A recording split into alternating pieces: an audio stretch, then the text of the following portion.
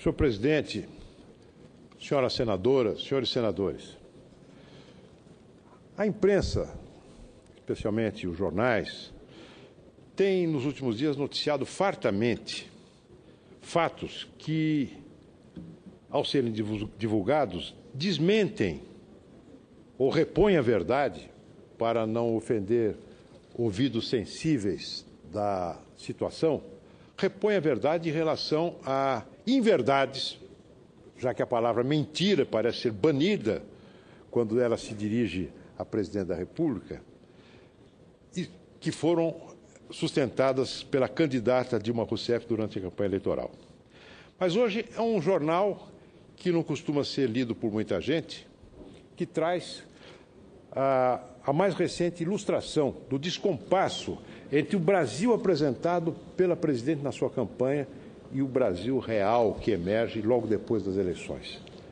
O jornal que noticia o último dado, o último na série, porque virão outros, é o Diário Oficial. O Diário Oficial de hoje, que publica a mensagem número 365, onde a presidente da República encaminha ao Congresso Nacional um projeto de lei alterando a Lei de Diretrizes Orçamentárias de 2014.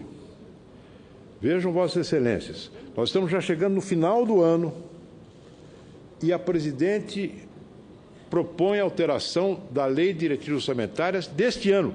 Uma Lei de Diretrizes Orçamentárias já deveria estar em vigor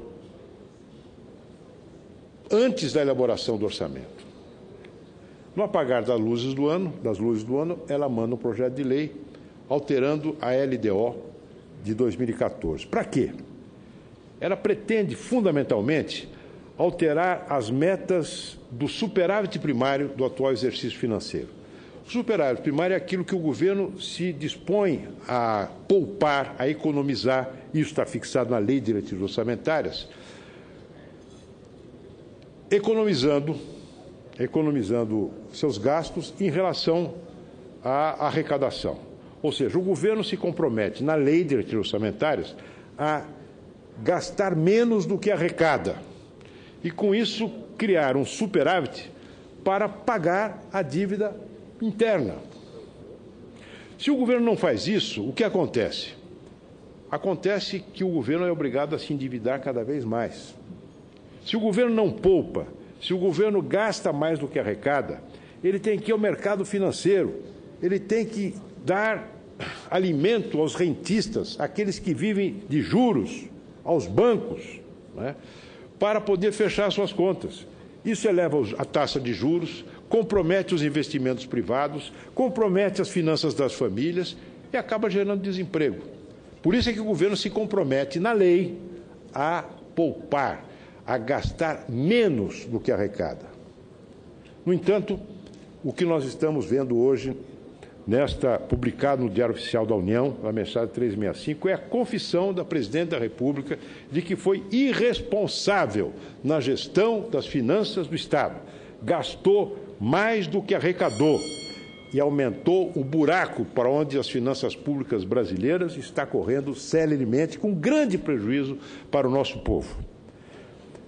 Vou lembrar os dados a respeito dessa questão. A meta fixada na lei, na LDO, para este ano, a meta do superávit primário, da poupança do governo, era de 1,9% do produto interno bruto.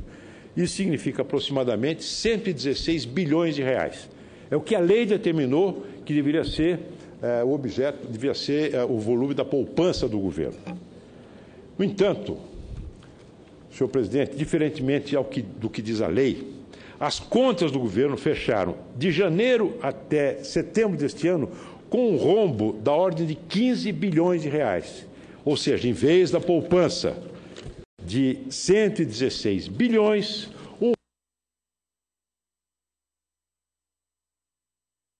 presidente, peço a indulgência de Vossa Excelência para concluir.